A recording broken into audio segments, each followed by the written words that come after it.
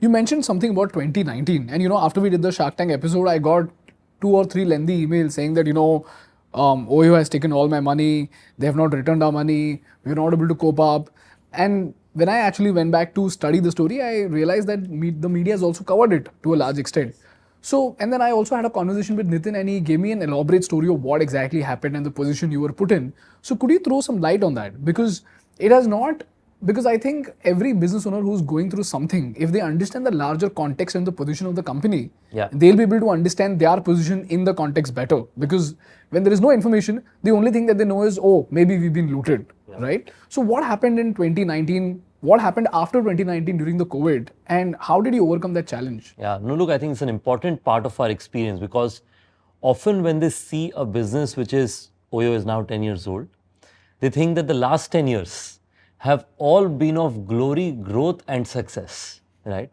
That's never really the case. You are put to test with almost a situation where you can't even, people would almost around you write you off.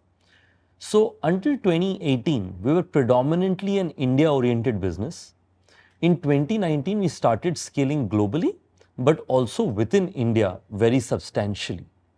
From 2019 early through 2020 March, which is sort of the 15 months period, we reflected by the end of 2019 that we probably had grown quicker than we should have in terms of our plan. And how do you determine whether you have grown quicker than you should have?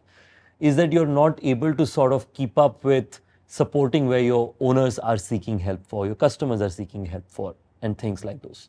So I think we started sort of getting to a place where we, consolidated our business to sort of say that now we're not going to grow, we're going to focus on consolidating our business. So what did we do as an outcome? We said we'll reduce the number of cities we are in, we'll be in as many cities that we feel we can serve very well. We said that we will not do certain kind of contracts which are not commercially attractive for our company or commercially sustainable for us as an outcome, and things like those. By the time we were consolidating, life had different plans, because in March 2020, COVID hit. So a company that was growing triple-digit percentages year on year, overnight, the company lost 70% of its revenues from what existed, right? So not only did you not grow, what you were left with was also down by 70%. So most people understandably wrote this story of saying that why Oyo is most certainly going to wind up during the COVID period. And it was so eloquent that some newspapers actually at the slightest hint that there was any challenge would actually write a news story about it as an outcome, saying Oyo Pakka is going to not exist after this next month. I think the 2 or 3 contexts behind it is what did we do during that COVID period to be able to survive and come out, and just not the story of Oyo, but the story of the broader travel industry. I think the first one is we used to have 2 business models. We used to have a business model where we used to franchise our hotels, and where we used to have a business model where we used to have minimum guarantees. We got out of the business model of minimum guarantees. We don't exist in that business model anymore.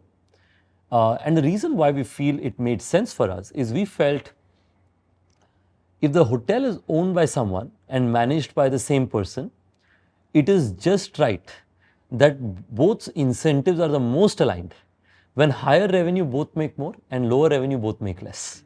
If you make it in a manner where higher revenue one makes more and lower revenue one makes less, by design it doesn't lead to best outcomes for our customers, for our company and to our hotel owners.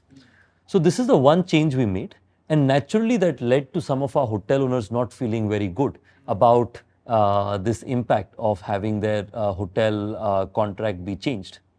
Now within that, our company has endeavored to work with as many hotel owners as we can to be able to make sure that we give them some little benefit or the other to bring them into the new business model.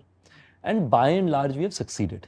But out of probably 11,000 hotels, we still have probably 30-40 owners where we have not been able to achieve it, but we are continuously working with them to try and make sure that we get them across the line.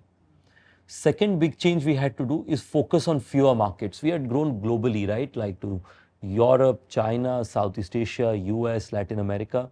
During COVID, we prioritized Europe and Southeast Asia markets. Now, of course, you started growing in US as well, but some markets such as China have remained deprioritized from such period of time. And I think the last but not the least is that being able to make sure that you conserve capital to be able to see through.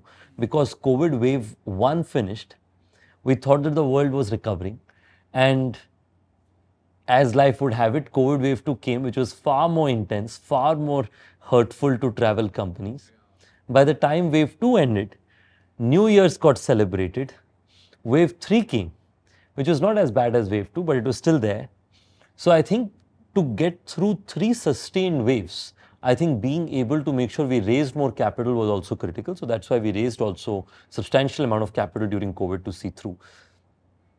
Some may argue that we raised more capital than we needed, but I'm happy we did it. And we actually repaid some of that capital recently because we had that cash. The company is now cash flow generating, and we are happy to scale it up again. So from our perspective, we are actively looking to make sure that any individual person who may have had any challenge with us, we would like to make sure that we sit across the table and help them in some way. Even in situations where we feel like contractually it is not required. The only reason why those 30, 40 situations have not been resolved is because we've agreed on a certain solution with hundreds of other owners. We don't want those owners to feel like they got the bottom end of the stick if the 30 to 40 owners get a benefit that is far greater than many of the others realized over a period of time. Hi guys, thank you so much for watching the Indian Business Podcast. If you find value in our work, please hit that subscribe button, because for you it might be a zero effort task, but for us that subscriber count is an important instrument to get great guests to our podcast and to make this podcast better for you. So if you find value, please subscribe.